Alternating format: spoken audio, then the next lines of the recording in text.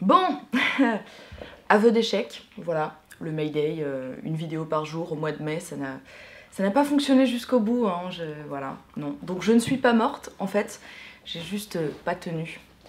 J'ai pas tenu. Du coup, je finis par revenir quand même, coucou, salut, pour vous parler un peu de ce que cet échec m'a appris. Hier soir, j'étais avec des potes et on parlait du ramadan, parce qu'on avait un pote parmi nous qui se préparait à faire le ramadan, ça commence aujourd'hui. Je ne sais pas pourquoi je fais comme ça avec mes bras. Pourquoi tu nous parles du ramadan, allez-vous me demander? Et ben en fait, il y a un rapport, vous allez voir.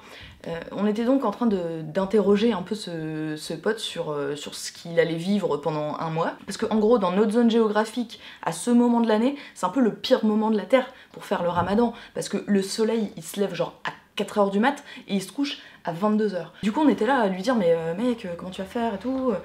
Et on était tous hyper stressés. Sauf lui en fait. Lui il était là, bah c'est bon quoi, ça va le faire. Et nous on était en train de s'imaginer à sa place, à se dire mais comment est-ce que je pourrais faire si je devais faire ça quoi. Tu vois, quand j'y réfléchis et que je m'imagine faire le ramadan, pour moi c'est pas un truc compliqué à faire, c'est un enchevêtrement de choses absolument impossibles. Premièrement, ne pas manger de la journée. What? Deuxièmement, ne pas boire de la journée. What? Troisièmement, ne pas fumer de la journée. Alors, tout le monde n'est pas fumeur, moi je suis fumeuse. Si tu me dis de pas fumer de la journée, je vais être en stress 8 mois à l'avance, tu vois.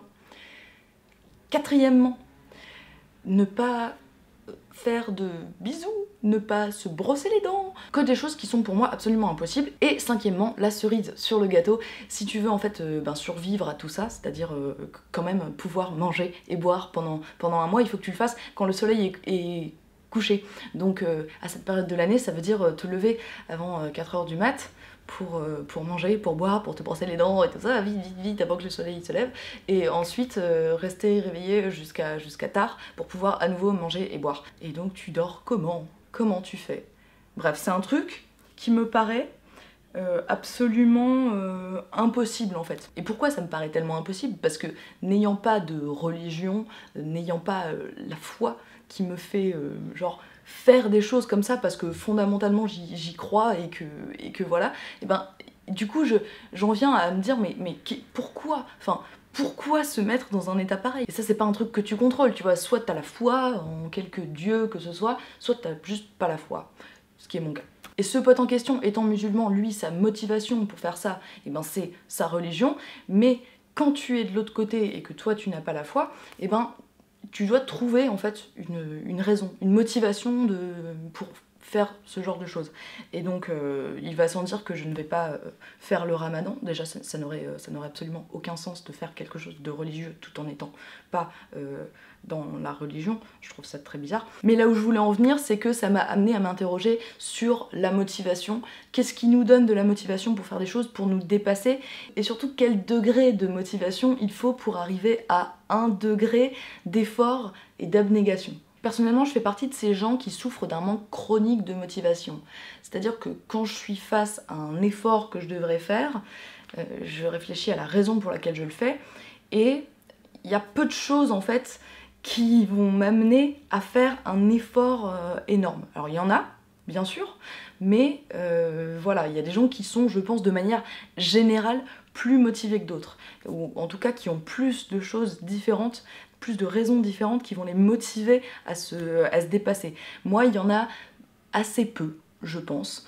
De manière générale, j'ai plutôt tendance à me dire ouais, bon, ça serait bien si je faisais ça, mais au fond, c'est pas la peine de faire autant d'efforts pour un résultat qui va pas m'apporter assez de satisfaction. Alors peut-être que vous vous reconnaissez dans ce trait de personnalité, et justement je veux m'adresser à vous pour qu'on en discute, parce que j'ai l'impression que souvent on nous pousse à croire qu'il faudrait qu'on change fondamentalement, que le fait de ne pas être quelqu'un de très enthousiaste, de très motivé par beaucoup de choses, c'est quelque chose de fondamentalement négatif, et que donc on sera jamais productif, on n'arrivera jamais à rien, on n'arrivera jamais au bonheur.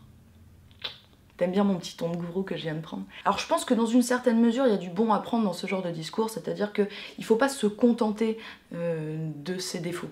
je pense. Il faut pas se dire bah je suis comme ça, puis c'est comme ça, puis c'est tout. Faut toujours essayer de s'améliorer. Mais à trop raisonner comme ça, on en viendrait à se mettre soi-même en situation d'échec.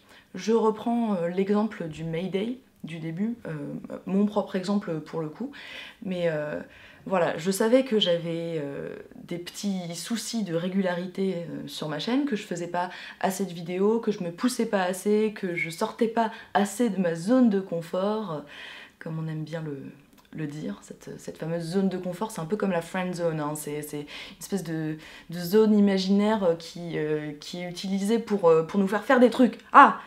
Bref, non, la meuf qui tape un délire complètement allergique au mot zone, non, c'est pas le cas. La meuf part complètement en couille. Qu'est-ce que j'étais en train de dire? Bref, oui, je savais que je sortais pas assez de ma zone de confort, et que donc il fallait un peu que je me pousse à le faire. Du coup, je me suis lancée dans ce défi de faire une vidéo par jour. Ce qui correspond à peu près, pour moi, 1 an et demi de vidéos en 1 mois.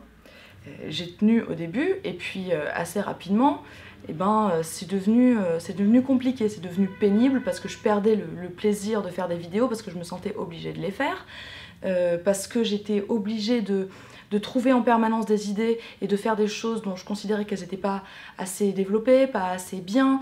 Alors je déteste pas toutes les vidéos que j'ai faites pendant ce mois, bien sûr, mais j'ai perdu en fait quelque chose. J'ai perdu une partie du plaisir, j'ai perdu une partie de la spontanéité, et c'était un petit peu compliqué à gérer. Et puis surtout, je me suis rendu compte que j'avais beaucoup moins de temps, forcément, pour faire d'autres choses. Et que il y avait plein de choses qui passaient à la trappe et qui n'auraient pas dû passer à la trappe. Ça a commencé par l'état de mon appartement, qui est devenu très vite assez sale, assez bordélique, parce que tout le temps en fait que je prenais d'habitude pour nettoyer, pour ranger, etc., je le prenais pour réfléchir à mes vidéos, et pour les faire, et pour les monter, et pour les refilmer, et pour que ça soit bien. Et en fait ça me bouffait beaucoup de mon temps, mais ça c'est pas le plus grave dans l'échelle de mes priorités. Je me suis rendu compte aussi que en fait tout simplement je n'avais plus le temps d'écrire, ou en tout cas plus le temps de cerveau disponible pour me mettre dans des bonnes dispositions pour écrire. Alors voilà, ça c'est un trait de personnalité, je suis chiante, il faut que je me mette à fond dans un truc et que je sois hyper dedans, sinon ça marche pas. Donc je me suis retrouvée en fait à pas écrire pendant quasiment 3 semaines, ce qui est un peu juste pas acceptable pour moi. Sans compter bien sûr que je me suis lancée dans ce défi-là au moment où je dois éduquer un petit chiot qui demande beaucoup de temps et d'énergie, mais que je dois aussi préparer un déménagement et préparer un mariage, enfin bref, ça devenait trop. Donc j'ai essayé de concilier ces différentes obligations, la vidéo par jour sur laquelle je m'étais engagée, et puis tout le reste, et de faire en sorte en mode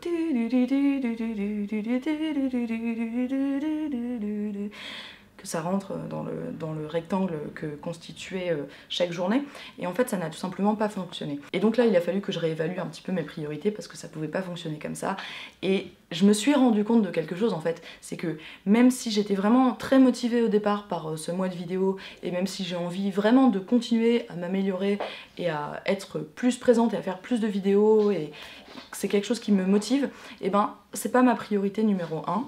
Et pour réussir à aller jusqu'au bout du projet, j'étais obligée en fait d'en faire ma priorité numéro 1.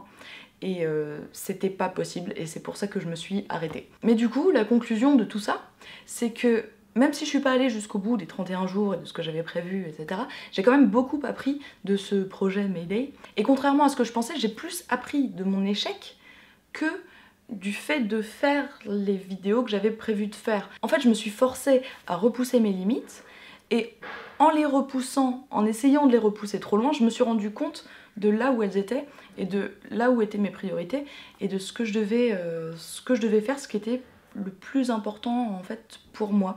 Donc voilà, je voulais vous faire un petit retour sur tout ça, et puis vous dire aussi que c'est pas parce que j'ai arrêté de faire une vidéo par jour que j'ai arrêté tout court, et surtout je pense que j'ai appris à devenir plus régulière et à produire plus, et que j'ai envie de continuer dans cette lancée. Donc je vais essayer de m'en tenir à au moins une vidéo par semaine. Je ne m'engage pas parce que quand je m'engage, c'est le bordel.